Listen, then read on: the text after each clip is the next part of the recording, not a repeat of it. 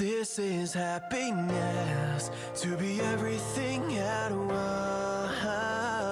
Be unblinded, be unlearned, be unbridled and unburned.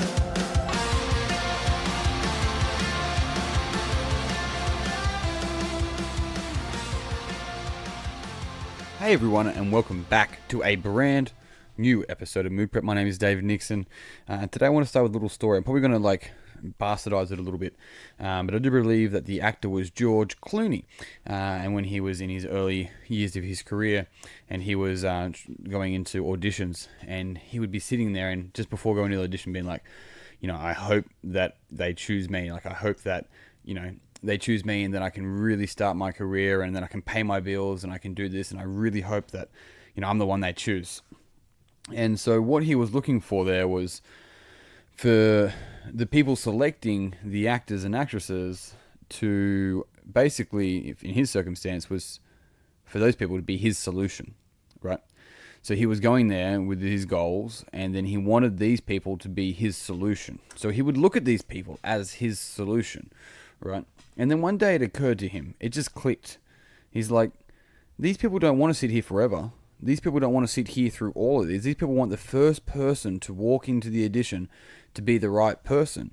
And what he stopped doing was focusing on these people being his solution, and he started focusing on being these people's solution.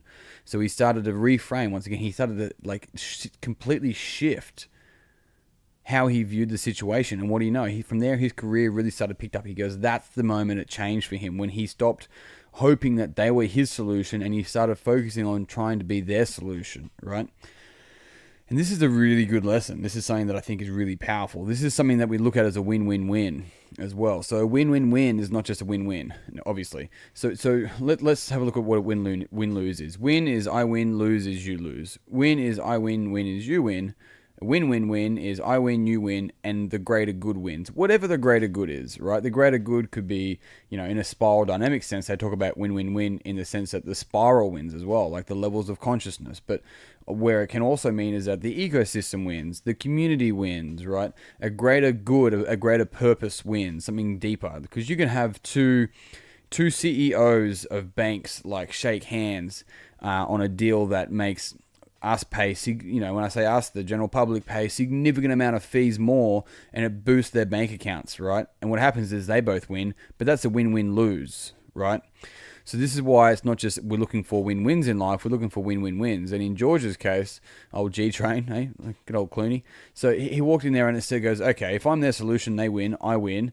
And the greater good wins because he's able to pass that story on. He's able to then continue to be that somewhat of inspiration. And this is why it's really crucial to come from that angle, right?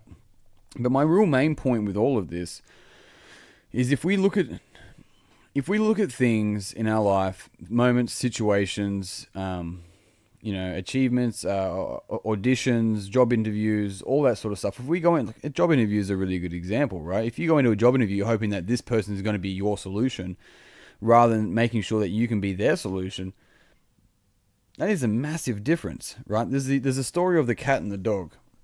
And some people are cats, some people are dogs. The dog is like, the human feeds me, he must be a god. The cat is like, the human feeds me, I must be a god. It's like, be more dog. Literally, be the dog that's happy to be how can I provide? How can I be of service? Because that's really one of the most important things in life. They build statues, unless it's a dictatorship, about what you give, not what you get. There's no statues look what this person got, right?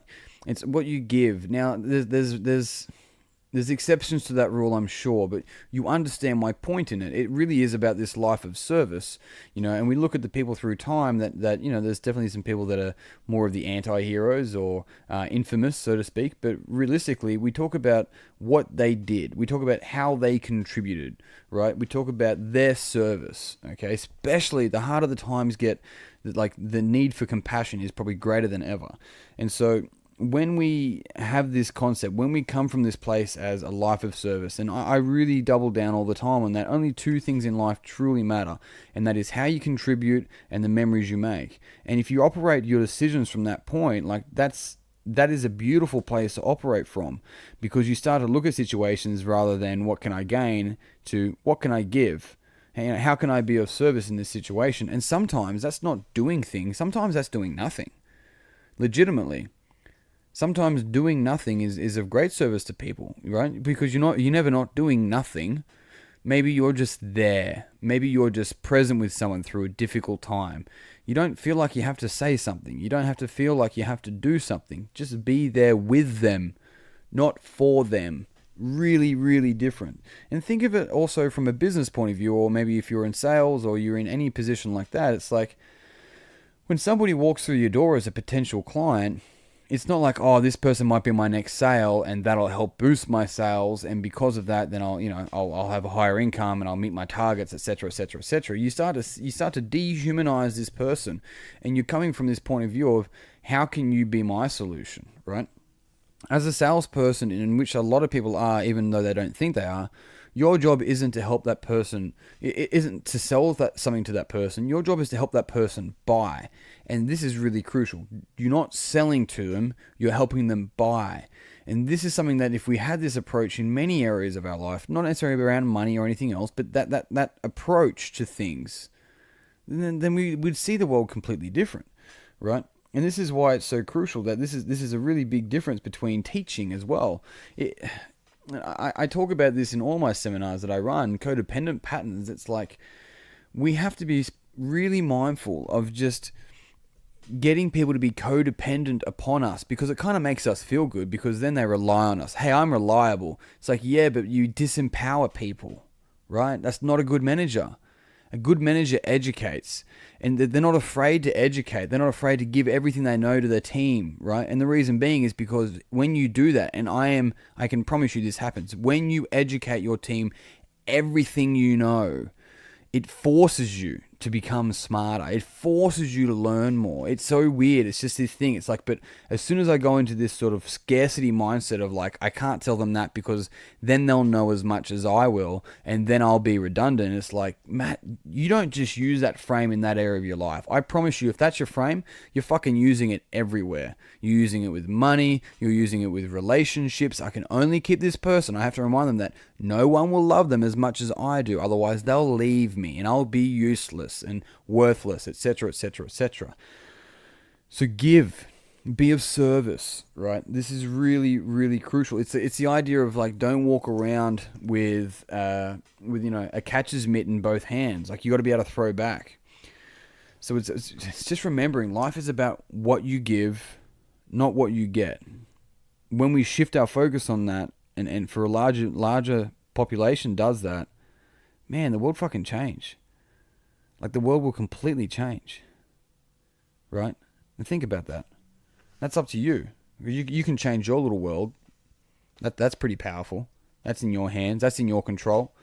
You can't control how people respond, but you can control how you show up. And that's where I really think you should invest your time. And if you listen to this podcast, then I think that's what you're doing. And kudos to you. You probably don't hear it enough, but fucking kudos to you for investing time into yourself to understand more. Even if it's to get motivated, to find inspiration, to learn new things, fucking keep doing that. Hey, like, people won't tell you to do that. Maybe they forget, or they just take it for granted or something, but it's rare. Keep doing it. You're on a good path. Team, I'm out. I'm going to finish up there. Thank you very much for listening. I really appreciate it. And as always, if you found this podcast beneficial, I'd love it if you would share it with a friend.